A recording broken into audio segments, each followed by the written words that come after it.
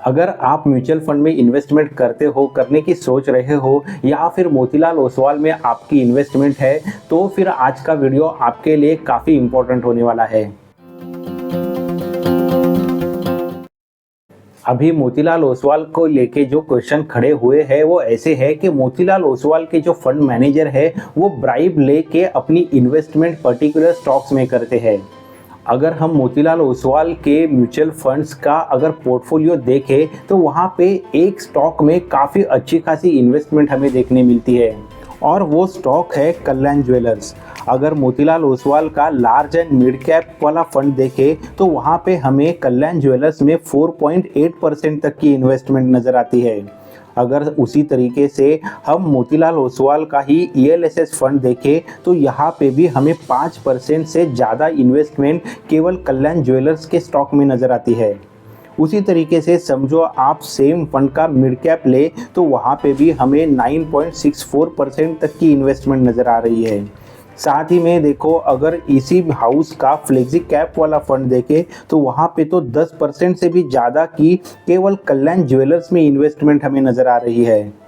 और अभी कल्याण ज्वेलर्स को लेके ही मार्केट में काफ़ी सारे रूमर्स है और उसी का indirect impact Motilal Oswal fund house पे भी देखने मिल रहा है। अगर मोतीलाल ओसवाल इन्वेस्टमेंट कंपनी का भी परफॉर्मेंस देखे तो उसमें भी हमें काफ़ी गिरावट नज़र आ रही है। कल्याण ज्वेलर्स को लेके जो भी रूमर्स मार्केट में अभी दिख रही है उसमें से एक रूमर ऐसी है कि कल्याण ज्वेलर्स पे इनकम टैक्स डिपार्टमेंट की रेड पड़ी हुई है। दूसरा कल्याण ज्वेलर्स को लेके जो रूमर है वो ऐसा है कि कल्याण ज्वेलर्स अपने पास जो भी इन्वेंट्री है उससे भी एग्जैगरेटेड यानी ज़्यादा इन्वेंट्री अपने पास है ऐसा दिखा रही है। तीसरा कल्याण ज्वेलर्स और इनडायरेक्टली मोतीलाल से रिलेटेड जो भी रूमर है वो इस तरीके से है कि कल्याण ज्वेलर मोतीलाल ओसवाल और बाकी कुछ फंड मैनेजर है उनको ब्राइब देता है, उनको घूस देता है ताकि स्टॉक प्राइजेज में मैनिपुलेशन किया जाए। ये फंड मैनेजर इंटेंशनली कल्याण ज्वेलर्स के स्टॉक खरीदे, इसके लिए कल्याण ज्वेलर्स इन फंड मैनेजर्स को ब्राइब देता है। इस तरीके के रूमर्स मार्केट में है। अभी देखो ये तो रूमर्स है, इसके ऊपर कोई भी अभी सिग्निफिकेंट एविडेंस अभी तक प्रेजेंट नहीं किया गया है। केवल कल्याण ज्वेलर्स पे ये रूमर्स का क्या इम्पैक्ट है वो देखने जाए तो कल्याण ज्वेलर्स का जो मार्केट कैपिटलाइजेशन है वो 27,400 से कम हुआ है, यानी उतनी वेल्थ उसने लॉस की है केवल ये रूमर्स के वजह से। साथ ही में अगर आप देखोगे तो कल्याण ज्वेलर्स का जो स्टॉक प्राइस जो रिसेंटली ही मतलब लास्ट मंथ में ही टॉप को छू गया था वो अभी वहाँ से 38% का करेक्शन दिखा रहा है और ये सब केवल ये रूमर्स की वजह से। मतलब आप देख सकते हो रिसेंटली जो क्वार्टरली रिजल्ट कल्याण ज्वेलर्स ने प्रेजेंट किए थे वो काफ़ी अच्छे होने के बावजूद भी इन रूमर्स की वजह से और ये सब निगेटिव न्यूज़ की वजह से कल्याण ज्वेलर्स में एक काफ़ी अच्छा खासा निगेटिव करेक्शन हमें देखने मिल रहा है। और कल्याण ज्वेलर्स में मोतीलाल ओसवाल की हेवी इन्वेस्टमेंट होने की वजह से ये निगेटिव इम्पैक्ट मोतीलाल ओसवाल पे भी देखने मिल रहा है। लेकिन जो इम्पोर्टेंट पॉइंट है वो ब्राइब का एलिगेशंस जो मोतीलाल ओसवाल के फंड मैनेजर्स पे लगा है वो है। ये सब निगेटिव न्यूज़ को देखते हुए मोतीलाल ओसवाल के मैनेजमेंट ने भी ये क्लियर कर दिया है कि उनके किसी भी फंड मैनेजर ने इसी तरीके के अनलॉफुल एक्टिविटी में इन्वॉल्वमेंट नहीं है। और सिमिलर जस्टिफिकेशन कल्याण ज्वेलर्स की तरफ से भी आया है, वो भी यही बोल रहे हैं कि हमारे यहाँ से कोई भी अनलॉफुल एक्टिविटी नहीं हुई है।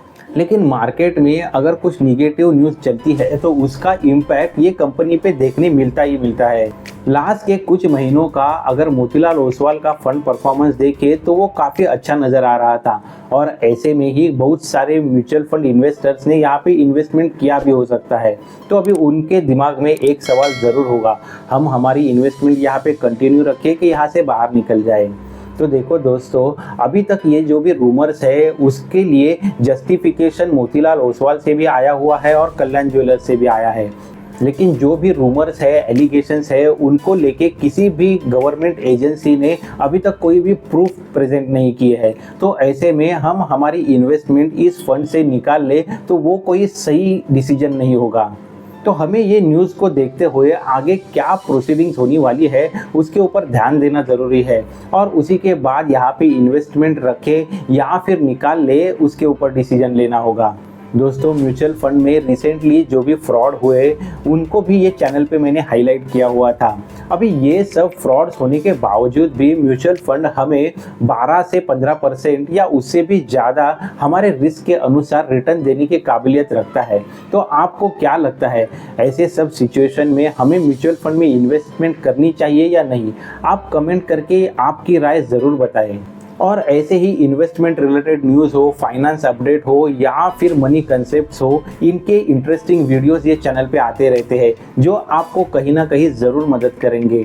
तो ऐसे ही नॉलेजेबल वीडियोस के लिए चैनल को भी आप ज़रूर सब्सक्राइब करें। जल्दी मिलते हैं नेक्स्ट इन्फॉर्मेटिव वीडियो में। Thanks for watching.